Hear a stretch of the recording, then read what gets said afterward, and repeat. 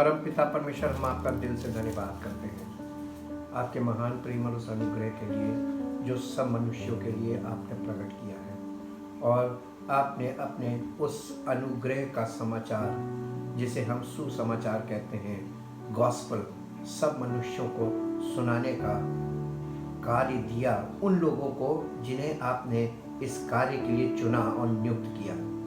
और उसी तरीके से ये सुसमाचार लोगों में फैल रहा है। लेकिन प्रभु, लोग सुसमाचार पर ध्यान नहीं करते, क्योंकि सुसमाचार सुनने के बाद भी सब लोग अपनी युक्ति, अपनी बुद्धि, अपनी समझ का सहारा ले रहे हैं और शारीरिक जीवन शैली में फंसे हुए हैं और इससे छूट नहीं पा रहे हैं। क्योंकि सुसमाचार में आपके वचन के अनुसार जो सामर्थ्य है छुटकारा देने की, वो कार्य इसलिए नहीं कर रही है क्योंकि लोग सुसमाचार सुन तो रहे हैं लेकिन ग्रहण नहीं करते हैं। जब कोई व्यक्ति संपूर्ण मन से सुसमाचार पर विश्वास करता है और उसे ग्रहण करता है, उसके जीवन में सुसमाचार की सामर्थ्य प्रकट होती है और आपका पवित्र आत्मा के द्वारा कार्य शुरू होता है उस जीवन में, ताकि वो जीवन छुटकारा पाए और आपके पुत्र की महिमा उस जीवन में प्रकट हो।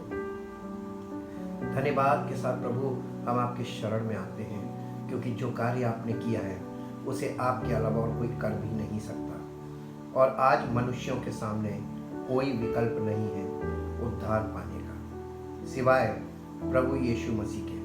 वही एकमात्र उद्धारकर्ता था, वही एकमात्र उद्धारकर्ता है और वही एकमात्र उद्धारकर्ता रहेगा। इसलिए हम अपने जीवन को संपूर्ण रीति से उसके सामने समर्पित करके आज आपसे ये कहना चाहते हैं, प्रभु, हमें आपके उद्धार के कार्य पर पूर्ण भरोसा है, और अगर आपके द्वारा उद्धार नहीं तो हमारे कुछ करने से हमें उद्धार जीवन में कभी प्राप्त नहीं हो सकता। इसलिए आपके किए के बदले में आपकी सारा आदर, सारी महिमा आपको देते हैं और धन्यवाद के साथ इस प्रार्थना को आपके सामने प्रस्तुत करते हैं कि प्रभु, आपने हमें छुड़ाया, अनुग्रह ही से हमारा उद्धार हुआ है जब हमने सुसमाचार पर विश्वास किया और सुसमाचार को ग्रहण किया। पवित्र आत्मा ने हमारे जीवन में कार्य किया जो अभी तक जारी है और कार्य कर रहा है। चाहते उसका कार्य हमारे जीवन में पूर्ण हो और परमेश्वर की महिमा हमारे जीवन में प्रकट हो। धन्यवाद के साथ इस प्रार्थना को आपके इकलौते पुत्र प्रभु यीशु मसीह के नाम से मांगते हैं, आमीन। जय मसीह की। हम परमेश्वर का धन्यवाद करते हैं, वो अद्भुत युक्ति करने वाला, अद्भुत कार्य करने वाला, अद्भुत सामर्थ का प्रभु है। और आज हम उसके कार्यों के विषय में जो वो हमारे व्यक्तिगत जीवन में करता है, जब हम व्यक्तिगत तौर पर परमेश्वर के इकलौते पुत्र प्रभु यीशु मसीह पर विश्वास ले आते हैं। जैसा कि हम रिजरेक्शन यानी पुनरुत्थान के विषय में ध्यान और मनन कर रहे हैं, अध्ययन कर रहे हैं, इसी श्रेणी में आज हम एक स्टेप और आगे बढ़ेंगे। रिजरेक्शन ऑफ आवर सोल, हमारे प्राणों का उद्धार या हमारे प्राणों का पुनरुत्थान। ये प्रथम पुनरुत्थान इसी को बोलते हैं जो हमारे प्राणों का पुनरुत्थान होता है, अर्थात हमारे प्राणों का पाप मुक्त हो जाना। प्रत्येक मनुष्य इस धरती पर शारीरिक जीवन शैली का आदी है। शारीरिक जीवन शैली परंपराओं पर आधारित जीवन शैली है। सृष्टि के आरंभ से एक ही बालक अद्भुत रीति से जन्मा और मनुष्यों के लिए भलाई के काम किए। परम पिता परमेश्वर के आत्मा के द्वारा जो उस पर उतरा था, अद्भुत बातें करके सत्य को प्रकट किया और मानव जाति को पाप से छुड़ाने हेतु सिद्ध बलिदान बनकर निष्कलंक मेमने के रूप में बलिदान हो गया। अतः उसकी मृत्यु के द्वारा जो पापी मनुष्यों के लिए पाप से छूटने का एक जरिया है, एकमात्र जरिया है, हम कहेंगे, जो कोई उसकी मृत्यु के कारण जो हमारे पापों को दूर करने के लिए हुई है पश्चाताप करके। क्योंकि जब हमारे पापों को एक व्यक्ति ने अपने ऊपर ले लिया और पापों की सजा जो कि मृत्यु है उसे पूरा कर दिया, तो अब हम पापों में क्यों जीवन व्यतीत करें, ये एक वाजिब प्रश्न है, जबकि पापों से छूटने का जरिया मौजूद है। आज प्रत्येक मनुष्य जो अपने पापों में जीवन व्यतीत कर रहा है और पाप में ही मर जाता है, वो स्वयं जिम्मेदार है अपने जीवन का हिसाब देने के लिए। जैसा कि यहेजकेल में परमेश्वर ने अपनी आत्मा के द्वारा यह भविष्यवाणी की है। यह भविष्यवाणी यहेजकेल में प्राचीन काल से परमेश्वर का आत्मा इन विषयों को बोल रहा था। यहेजकेल की पुस्तक 18 अध्याय और उसके 20 पद में इस प्रकार से लिखा है। 20 पद से पढ़ेंगे। जो प्राणी पाप करे वही मरेगा, ना तो पुत्र पिता के अधर्म का भार उठाएगा, ना पिता पुत्र का। धर्मी को अपने ही धर्म का फल और दुष्ट को अपनी ही दुष्टता का फल मिलेगा। परंतु यदि दुष्ट जन अपने सब पापों से फिरकर मेरी सब विधियों का पालन करे और न्याय और धर्म के काम करे, तो वो ना मरेगा वरन जीवित ही रहेगा। उसने जितने अपराध किए हों उनमें से किसी का स्मरण उसके विरुद्ध ना किया जाएगा। जो धर्म का काम उसने किया हो उसके कारण वो जीवित रहेगा। यहाँ पे जो धर्म का काम उसने किया उसके कारण वो जीवित रहेगा, ये पुराने नियम के अनुसार था।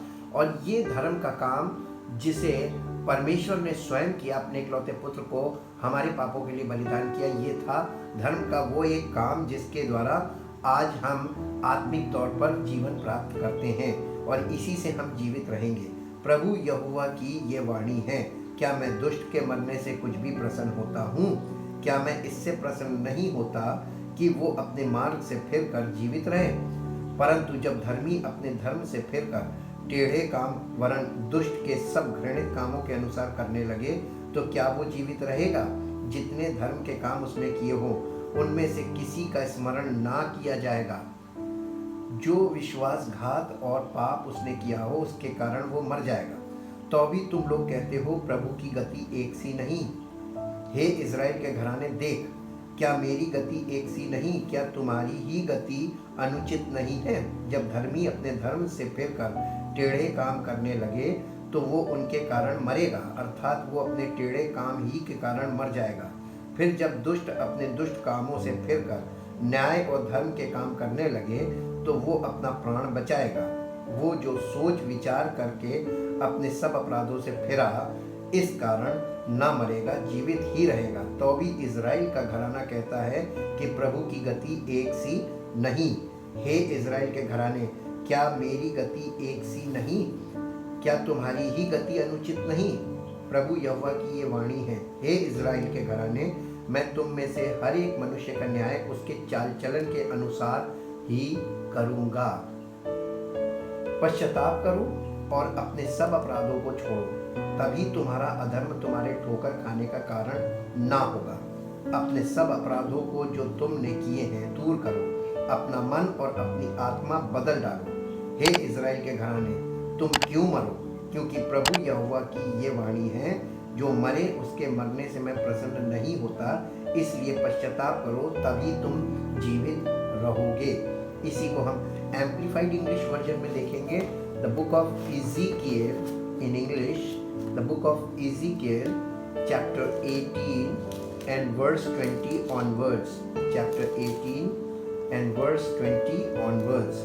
और इस प्रकार से यहाँ पर लिखा हुआ है इंग्लिश में, the soul that since it is the one that shall die. The son shall not bear and be punished for the iniquity of the father, neither shall the father bear and be punished for the iniquity of the son. The righteousness of the righteous shall be upon him only, and the wickedness of the wicked shall be upon the wicked only. But if the wicked man turns from all his sins that he has committed and keeps all my statutes and does that which is lawful and right, he shall surely live, he shall not die. None of his transgressions which he has committed shall be remembered again him. For his righteousness which he has executed, for his moral and spiritual rectitude in every area and relationship, he shall live. Have I any pleasure in the death of the wicked, says the Lord, and not rather that he should turn from his evil way and return to his God and live? But if the righteous man turns away from his righteousness and commits iniquity and does according to all the abominations that the wicked man does, shall he live? None of his righteous deeds which he has done shall be remembered. In this trespass that he has trespassed, and in his sin that he has sinned, in them shall he die. Yet you say, the way of the Lord is not fair and just. Hear now, O house of Israel, is not my way fair and just? Are not your ways unfair and unjust? When a righteous man turns away from his righteousness and commits iniquity and dies in his sins, for his iniquity that he has done, he shall die. Again, when the wicked man turns away from his wickedness which he has committed and does that which is lawful and right, he shall save his life. Because he considers and turns away from all his transgressions which he has committed, he shall surely live, he shall not die. Yet says the house of Israel, the way of the Lord is not fair and just. O house of Israel, are not my ways fair and just? Are not your ways unfair and unjust? Therefore I will judge you, O house of Israel, everyone according to his ways, says the Lord God.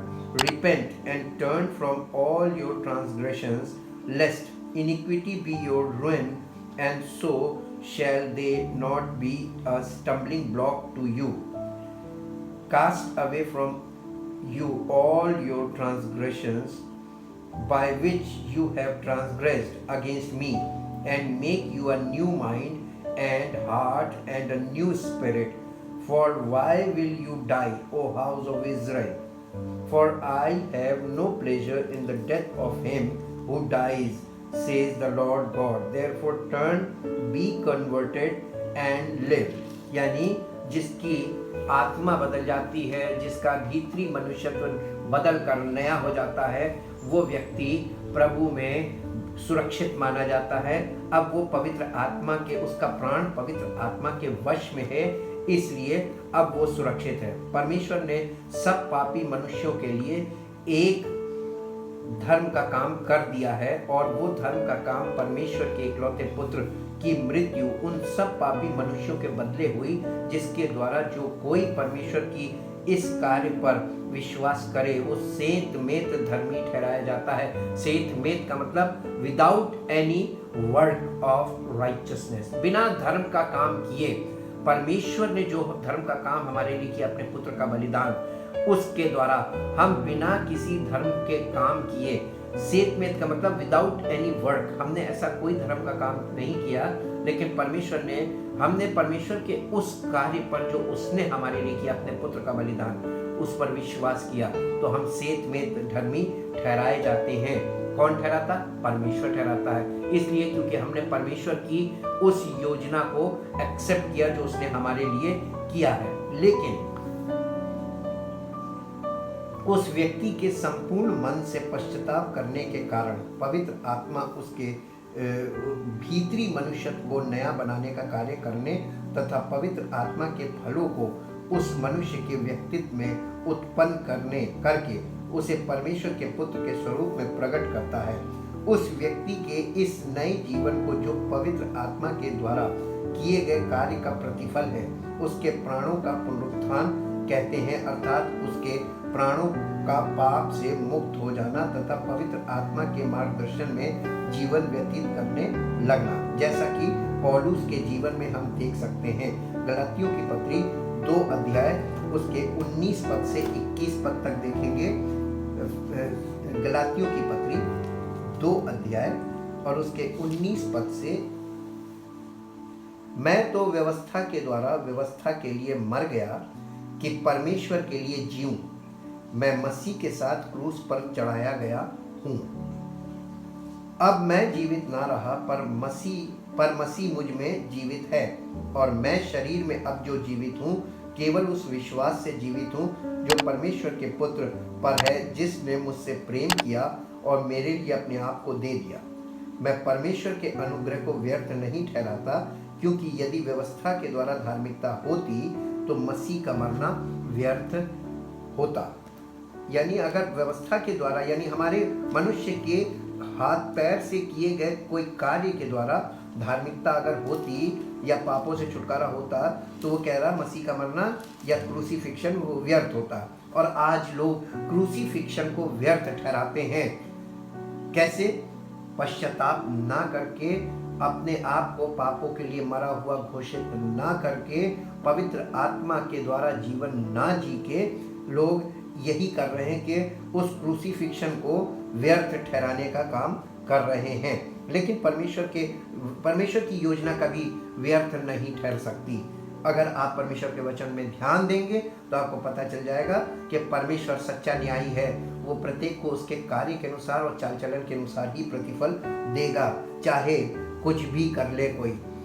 इसी को the book of Galatians chapter 2 verse 19 to 21, for I through the law under the operation of the curse of the law have in Christ death for me myself died to the law and all the law's demands upon me, so that I may henceforth live to and for God. I have been crucified with Christ. In him I have shared his crucifixion. It is no longer I who live, but Christ the Messiah lives in me. And the life I now live in the body, I live by faith in, by adherence to, and reliance on, and complete trust in the Son of God, who loved me and gave himself up for me. Therefore, I do not treat God's gracious gift as something of minor importance and defeat its very purpose. I do not set aside and invalidate and frustrate and nullify the grace, means the unmerited favor of God. For if justification means righteousness, acquittal from guilt, comes through observing the ritual of the law, then Christ the Messiah died groundlessly and to no purpose and in vain. His death was then wholly superfluous, यानी उसकी क्रूस की मृत्यु व्यर्थ हो जाती है अगर हमारे किए से हमें उद्धार मिल सकता तो। लेकिन ऐसा नहीं है। वो अपने जीवन में परमेश्वर के सुसमाचार को किस प्रकार एक्सेप्ट कर रहा है कि वो अपने आप को मसीह में पापों के लिए मरा हुआ और पवित्र आत्मा के द्वारा जीवन पाकर अब उस विश्वास को जो पवित्र आत्मा के द्वारा उसके अंदर स्थापित किया गया है और उस विश्वास को जो पवित्र आत्मा के द्वारा चलने से उसके अंदर बढ़ता है, उसका वर्णन कर रहा है और कह रहा है कि अब मैं शरीर में जो जीवित हूँ उस विश्वास के कारण कि मसीह मेरे लिए मरा और जी उठा, ताकि अब मैं उसके लिए जीऊँ जो मेरे लिए मरा और जी उठा। अब ज़रा सोचिए कि जब कोई व्यक्ति परमेश्वर के न्याय आसन के सामने उपस्थित होगा तो पापों में मरने का कारण क्या था, इस पर क्या दलील देगा? किसी के पास कोई जवाब है या होगा उस समय? अभी आप जीवित हैं शरीर में, इसलिए आपके पास अभी भी अवसर है कि आप इस विषय में अपना परमेश्वर के साथ संबंध सही कर लें। उसके किए को नकार कर आप उससे कुछ प्राप्त नहीं कर पाएंगे, लेकिन उसके किए को ग्रहण करके आप उससे सब कुछ प्राप्त कर सकते हैं, क्योंकि परमेश्वर पिता ने स्वयं अपने पुत्र को सब मनुष्यों के पापों के प्रायश्चित के लिए बलिदान किया है। जो कोई सुसमाचार के अनुसार परमेश्वर के इस कार्य को ग्रहण करके अपना शेष शारीरिक जीवन परमेश्वर को समर्पित करता है, उसके जीवन को परमेश्वर अपने पुत्र के स्वरूप में प्रकट करके अपनी महिमा करना चाहता है। और इसीलिए लूका रचित सुसमाचार उसके 20 अध्याय में चलेंगे। लूका रचित सुसमाचार 20 अध्याय और 20 अध्याय का 27 पद से 40 पद तक पढ़ेंगे। 20 अध्याय उसके 27 पद से पुनरुत्थान और विवाह, ये एक बातचीत है यीशु मसीह की उन लोगों से जो पुनरुत्थान में बिलीव नहीं करते थे। एक गुट ऐसा था यीशु मसीह के टाइम में, एक डिनोमिनेशन ऐसा था जिसे सदूकी कहते हैं। सदुकी लोग पुनरुत्थान में बिलीव नहीं करते थे, और आज भी बहुत से लोग सदुकी हैं जो पुनरुत्थान में विश्वास नहीं करते हैं।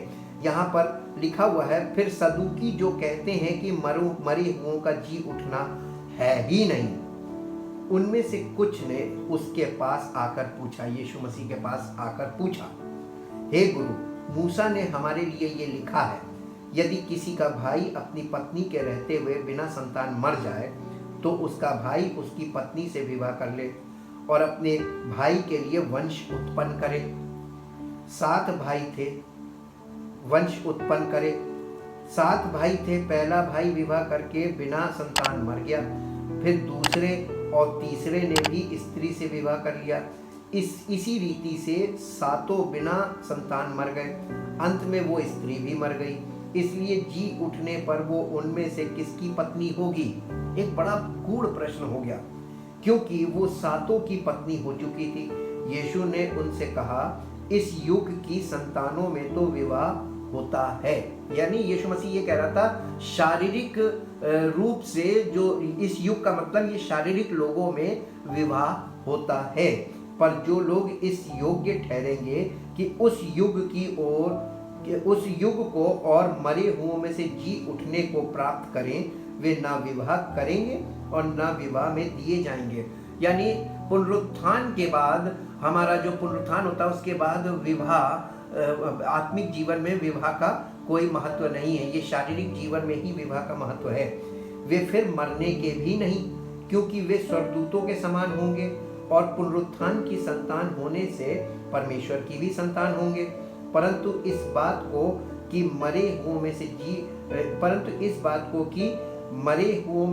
हुए जी उठते हैं, मूसा ने भी झाड़ी की कथा में प्रकट किया है कि वो प्रभु को अब्राहम का परमेश्वर और इसहाक का परमेश्वर और याकूब का परमेश्वर कहता है। जब वो झाड़ी में परमेश्वर ने उसको दर्शन दिया था तो वो इब्राहिम का परमेश्वर, इसहाक का परमेश्वर और याकूब का परमेश्वर कहता है। और उस समय इब्राहिम, इसहाक और याकूब तीनों ही शारीरिक तौर पर जीवित नहीं थे। परंतु यहाँ पे लिखा है 38 पद में, परमेश्वर तो मुर्दों का नहीं परंतु जीवितों का परमेश्वर है, क्योंकि उसके निकट सब जीवित हैं। तब ये बात सुनकर शास्त्रियों में से कुछ ने ये कहा, हे गुरु, तूने अच्छा कहा है।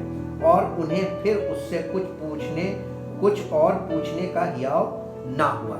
यीशु मसीह के द्वारा परमेश्वर का आत्मा उस जमाने के जो शास्त्र के जानकार थे, व्यवस्था के जानकार थे, भविष्यवक्ताओं की पुस्तकों के जानकार थे, जो रीजनिंग करते थे, जो सवाल जवाब करते थे, वो भी उसके सामने वो आसानी से इन चीज़ों को स्पष्ट भी कर देता था, लोगों को समझ में भी आ जाती थी। लेकिन उसके बाद भी लोग उसकी बातों को एक्सेप्ट नहीं करते थे, क्योंकि पवित्र आत्मा नहीं था लोगों के लिए कि उनको इस बात के लिए तैयार करे। रोमियो की पत्री के 8 अध्याय में चलेंगे। रोमियो की पत्री 8 अध्याय और 8 अध्याय के 19 पद को देखेंगे। यहाँ पर लिखा हुआ है 19 पद में, क्योंकि सृष्टि बड़ी आशा भरी दृष्टि से परमेश्वर के पुत्रों के प्रकट होने की बाट जोड़ रही है। इस विषय पर, इस पद के ऊपर कितना लोग सवाल जवाब करते हैं, कितना कंफ्यूज हैं, जबकि यहाँ पर स्पष्ट लिखा हुआ है, क्योंकि सृष्टि बड़ी आशा भरी दृष्टि से परमेश्वर के पुत्रों के प्रकट होने की बाट जो रही है। परमेश्वर के पुत्र जो पुनरुत्थान के भागी हैं, वे परमेश्वर की संतान हो गया। अभी हमने लूका में पढ़ा, उसको आप लूका में पढ़ें। और जो लोग जिनके प्राणों का पुनरुत्थान हो जाता है, वे परमेश्वर के पुत्र के द्वारा ही हुआ है, इसलिए पुत्र का आत्मा उनमें है और वे परमेश्वर के पुत्र हैं। पवित्र आत्मा हमें दिया ही इसलिए गया है कि वो हमें परमेश्वर के पुत्र के स्वरूप में प्रकट करे। इसीलिए लिखा हुआ है 8 अध्याय के 14 पद में लिखा है कि जितने परमेश्वर की आत्मा के चलाए चलते हैं वे ही परमेश्वर के पुत्र हैं। इसका मतलब यहाँ पर पवित्र आत्मा से चलाए चलने वाले जितने भी परमेश्वर के पुत्र हैं, सृष्टि बड़ी आशा भरी दृष्टि से परमेश्वर के इन्हीं पुत्रों के प्रकट होने की बाट जो रही है, आज इंतजार कर रही है उन लोगों का जिनका प्रथम पुनरुत्थान हुआ हो, और सृष्टि भी इस बात का इंतज़ार कर रही है, लोग भी इस बात का इंतज़ार कर रहे हैं। और ये परमेश्वर के पुत्र हम और आप ही तो बन सकते हैं जिनको सुसमाचार सुनाया जा रहा है। क्योंकि मैं समझता हूँ, 18 पद से मैं फिर पढ़ रहा हूँ, क्योंकि मैं समझता हूँ कि इस समय के दुख और क्लेश उस महिमा के सामने जो हम पर प्रकट होने वाली है कुछ भी नहीं है। क्योंकि 19 पद में लिखा, क्योंकि सृष्टि बड़ी आशा भरी दृष्टि से परमेश्वर के पुत्रों के प्रकट होने की बाट जो रही है। और आगे 20 में लिखा, क्योंकि सृष्टि अपनी इच्छा से नहीं पर अधीन करने वाले की ओर से व्यर्थता के अधीन इस आशा से की गई है कि सृष्टि भी आप ही विनाश के दासत्व से छुटकारा पाकर परमेश्वर की संतानों की महिमा की स्वतंत्रता प्राप्त करेगी। क्योंकि हम जानते हैं कि सारी सृष्टि अब तक मिलकर कराहती और पीड़ाओं में पड़ी तड़पती है, और केवल वही नहीं पर हम भी, जिनके पास आत्मा का पहला फल है, आप ही अपने में कराहते और ले पालक होने की अर्थात अपनी देह के छुटकारे की बाट जोते हैं। इस आशा के द्वारा हमारा उद्धार हुआ है। परंतु जिस वस्तु की आशा की जाती जब वो देखने में आए तो फिर आशा कहाँ रही। क्योंकि जिस वस्तु को कोई देख रहा है उसकी आशा क्या करेगा, परंतु जिस वस्तु को हम नहीं देखते यदि उसकी आशा रखते हैं तो धीरज से उसकी बाट भी जोते हैं। इसीलिए हम आगे इसको देखेंगे, फिलिपियों की पत्री में चलेंगे और फिलिपियों की पत्री 3 अध्याय का 17 पद से देखेंगे। फिलिपियों की पत्री 3 अध्याय और उसके 17 पद में इस प्रकार से लिखा है। 3 अध्याय के 17 पद में 17 से पढ़ेंगे। हे भाइयों, तुम सब मिलकर, पौलुस यहाँ पर कलीसिया को चिट्ठी लिख के कह रहा है, हे भाइयों तुम सब मिलकर मेरी सी चाल चलो और उन्हें पहचान रखो जो इस रीति पर चलते हैं जिसका उदाहरण तुम हम में पाते हो। क्योंकि बहुत से ऐसी चाल चलते हैं जिनकी चर्चा मैंने तुमसे बार बार की है और अब भी रो रो कर कहता हूँ कि वे अपनी चाल चलन से मसीह के क्रूस के बैरी हैं। उनका अंत विनाश है, उनका ईश्वर पेट है। वे अपनी लज्जा की बातों पर घमंड करते हैं और पृथ्वी की वस्तुओं पर मन लगाए रहते हैं। पर हमारा स्वदेश स्वर्ग पर है और हम एक उद्धारकर्ता प्रभु यीशु मसीह के वहां से आने की बाट जो रहे हैं। वो अपनी शक्ति के उस प्रभाव के अनुसार जिसके द्वारा वो सब वस्तुओं को अपने वश में कर सकता है, हमारी दीनहीन देह का रूप बदलकर अपनी महिमा की देह के अनुकूल बना देगा। लेकिन ये केवल उनके साथ होगा जिनके प्राणों का उद्धार हो चुका है। उनकी देह पुनरुत्थान की देह में परिवर्तित हो जाएगी और वे स्वर्गदूत के समान बन जाएंगे। और इसलिए इसी दिन की ये अंतिम पुनरुत्थान है, ये फाइनल रिजरेक्शन होगा और ये होगा केवल उन्हीं लोगों, ये 2 प्रकार के रिजरेक्शन होंगे। और उस दिन ऐसा होगा कि जो मसीह के लोग होंगे वे, उनकी देह स्वर्गदूतों के समान हो जाएगी और वे प्रकट हो जाएंगे कि ये है परमेश्वर के मसीह के लोग। और जिनके प्राणों का पुनरुत्थान नहीं हुआ होगा वे दंड के पुनरुत्थान के भागी हो जाएंगे। और इस प्रकार से परमेश्वर सुसमाचार के आधार पर ही अपना न्याय प्रकट करेगा रेजरेक्शन के द्वारा। और ये रेजरेक्शन अपने आप में एक बहुत बड़ा प्रकटीकरण होगा। प्रेरितों के काम 4 अध्याय के 12 पद को देखेंगे। प्रेरितों के काम 4 अध्याय और उसके 12 पद में एक बहुत महत्वपूर्ण बात लिखी हुई है।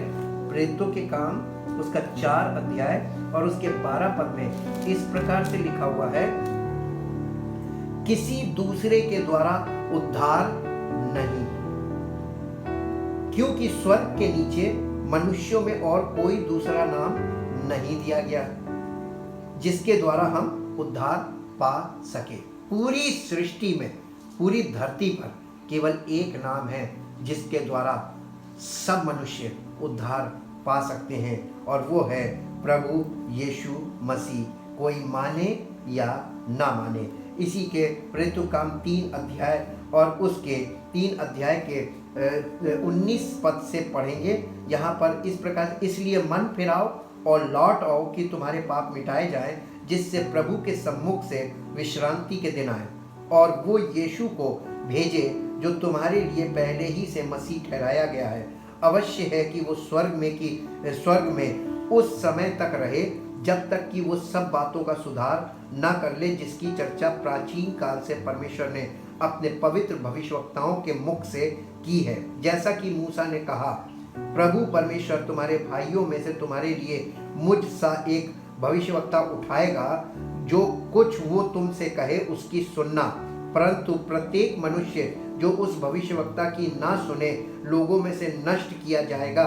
और शैमुएल से लेकर उसके बाद वालों तक जितने भविष्यवक्ता बोले, उन सब ने इन दिनों का संदेश दिया है। तुम भविष्यवक्ताओं की संतान और उस वाचा के भागी हो जो परमेश्वर ने तुम्हारे बाप दादों से बांधी, जब उसने अब्राहम से कहा, तेरे वंश के द्वारा पृथ्वी के सारे घराने आशीष पाएंगे। परमेश्वर ने अपने सेवक को उठाकर पहले तुम्हारे पास भेजा कि तुम में से हर एक को उसकी बुराइयों से फेर कर आशीष दे। ये किसकी बात हो रही है? ये प्रभु यीशु मसीह के पुनरुत्थान की बात हो रही है कि परमेश्वर ने अपने सेवक को उठाकर, यानी पुनरुत्थान, उठाकर मतलब उसको जीवित करके तुम्हारे पास भेजा, यानी यहूदी लोगों के पास, कि वो तुम्हें बुराइयों से फेर कर आशीष दे, ताकि लोग बुराई से फिर जाएं और उन्हें आशीष मिले। आशीष पाना सब चाहते हैं, लेकिन बुराई से छूटकर आशीष मिलती है। जो कोई बुराई से छूटता है उसी को आशीष मिलती है। और लोग आशीष तो पाना चाहते हैं, लेकिन बुराई नहीं छोड़ना चाहते, बुराई से छूटना नहीं चाहते, और यही समस्या है। इसी को हम एम्पलीफाइड वर्जन में पढ़ें, the book of Acts chapter 4 verse 12, and there is salvation in and through no one else, for there is no other name under heaven given among men by and in which we must be saved। यानी कोई और दूसरा नाम मनुष्यों में पृथ्वी पर नहीं दिया गया, केवल एक नाम। अब इसी को एक्ट्स चैप्टर 3 वर्स 19 से पढ़ेंगे। So repent, change your mind and purpose, turn around and return to God, that your sins may be erased, blotted out, wiped clean, that times of refreshing, of recovering from the effects of heat, of reviving with fresh air may come from the presence of the Lord, and that he may send to you the Christ, the Messiah, who before was designated and appointed for you, even Jesus, whom heaven must receive and retain until the time for the complete restoration of all that God spoke by the mouth of all his holy prophets for ages past, from the most ancient time in the memory of man. Thus Moses said to the forefathers, the Lord God will raise up for you a prophet from among your brethren, as he raised up me. Him you shall listen to and understand by hearing, and heed in all things whatever he tells you. And it shall be that every soul that does not listen to and understand by hearing and heed that prophet shall be utterly exterminated from among the people. Indeed, all the prophets from Samuel and those who come afterward, as many as have spoken, also promised and foretold and proclaimed these days. You are the descendants, yani sons of the prophets, and the heirs of the covenant which God made and gave to your forefathers, saying to Abraham, and in your seed, heirs, shall all the families of the earth be blessed and benefited. It was to you first that God sent his servant and son Jesus, when he raised him up, provided and gave him for us, to bless you in turning every one of you from your wickedness and evil ways। वो तुम्हें यीशु मसीह को पुनरुत्थान के बाद कलीसिया के लिए दे दिया, ताकि लोग अपनी बुराइयों से फिरकर आशीष पाना शुरू करें। इसलिए प्रेरितों के काम के 4 अध्याय के 32 पद में इस प्रकार से लिखा हुआ है। प्रेरितों का काम 4 अध्याय और उसके 32 पद में लिखा है, विश्वास करने वालों की मंडली एक चित्त और एक मन की थी, यहाँ तक कि कोई भी अपनी संपत्ति अपनी नहीं कहता था, परंतु सब कुछ साझे में था। प्रेरित बड़ी सामर्थ से प्रभु यीशु के जी उठने की गवाही देते रहे, और उन सब पर बड़ा अनुग्रह था। उनमें कोई भी दरिद्र न था, क्योंकि जिनके पास भूमि या घर थे वे उनको बेच कर बिकी हुई वस्तुओं का दाम लाते और उसे प्रेरितों के पांव पर रखते थे, और जैसी जिसे आवश्यकता होती थी उसके अनुसार हर एक को बांट दिया करते थे। ये उस जमाने में पहली सदी की कलीसिया का काम था। फर्स्ट रेजरेक्शन, पहला पुनरुत्थान क्या है? हमारे प्राणों का उद्धार और हमारे प्राणों का पुनरुत्थान, फिर द्वितीय पुनरुत्थान हमारे शरीर का पुनरुत्थान। अब प्रकाशित वाक्य की पुस्तक के 20 अध्याय में आएंगे। प्रकाशित वाक्य उसका 20 अध्याय और 20 अध्याय का 6 पद यहाँ पर लिखा हुआ है, धन्य और पवित्र वो है जो इस पहले पुनरुत्थान का भागी है, ऐसों पर दूसरी मृत्यु का कुछ भी अधिकार नहीं, पर वे परमेश्वर और मसीह के याजक होंगे और उसके साथ 1000 वर्ष तक राज्य करेंगे। प्रथम पुनरुत्थान। और यानी द्वितीय मृत्यु क्या है, लिखा हुआ है ना कि जो पहले पुनरुत्थान के भागी होंगे उन्हें दूसरी मृत्यु का कुछ भी अधिकार नहीं होगा उन पर। तो प्रथम पुनरुत्थान हमारे प्राणों का उद्धार है जो परमेश्वर के द्वारा किया जाता है। और द्वितीय मृत्यु क्या है, उसके लिए 21 अध्याय, प्रकाशित वाक्य 21 अध्याय और उसका 8 पद देखेंगे। यहाँ पर लिखा हुआ है 8 पद में, परंतु डरपोकों और अविश्वासियों और घिनौनों और हत्यारों और व्याभिचारियों और टोनों और मूर्ति पूजकों और सब झूठों का भाग उस झील में मिलेगा जो आग और गंधक से जलती रहती है। ये दूसरी मृत्यु है। जो कोई प्रथम पुनरुत्थान का भागी हो गया उसे द्वितीय मृत्यु की कोई हानि नहीं है। अगर आप इस द्वितीय मृत्यु से बचना चाहते हैं तो आप प्रथम पुनरुत्थान के भागी होंगे। और प्रथम पुनरुत्थान के भागी होना आपके लिए अभी आज जरूरी है। अगर आज आप अपने आप को देखें कि उद्धार का प्रयोजन परमेश्वर ने कर दिया है, हम उद्धार पाना नहीं चाहते हैं। अगर हम उद्धार पाने की इच्छा करें तो परमेश्वर हमें उद्धार देने के लिए तैयार है। यदि आज आपको लगता है कि कोई आपके पापों को लेकर उस मृत्यु को, जो पापों का प्रतिफल है, उसने उस प्रतिफल को ले लिया है, उसने उस सजा को उठा लिया है, आप क्यों आज सजा में, उस पाप में जीवन व्यतीत कर रहे हैं और अपने जीवन को नष्ट कर रहे हैं और परमेश्वर के विरोध में जीवन जीकर उसके विरोधी बने हुए हैं, उसके क्रोध को अपने ऊपर बनाए रखे हैं। अगर आप चाहें तो परमेश्वर का क्रोध आज और अभी आपके जीवन से दूर हो सकता है। अब आपके ऊपर है। परमेश्वर ने सब कुछ करके पूर्ण कर दिया है। अब आप उस पूर्णता को एक्सेप्ट करना चाहते हैं, अगर आप उस उद्धार को पाना चाहते हैं जो परमेश्वर ने आपके लिए पहले से करके रखा है, तो आपको परमेश्वर के उस किए पर ध्यान देना होगा। सुसमाचार पर ध्यान दीजिए कि यीशु मसीह मेरे पापों के लिए मारा गया, गाड़ा गया और मेरे लिए जी उठा, और हम उसके साथ क्रूस पर अपने पापों के लिए मर चुके हैं। तो आज हम पापों में जीवन क्यों व्यतीत करें?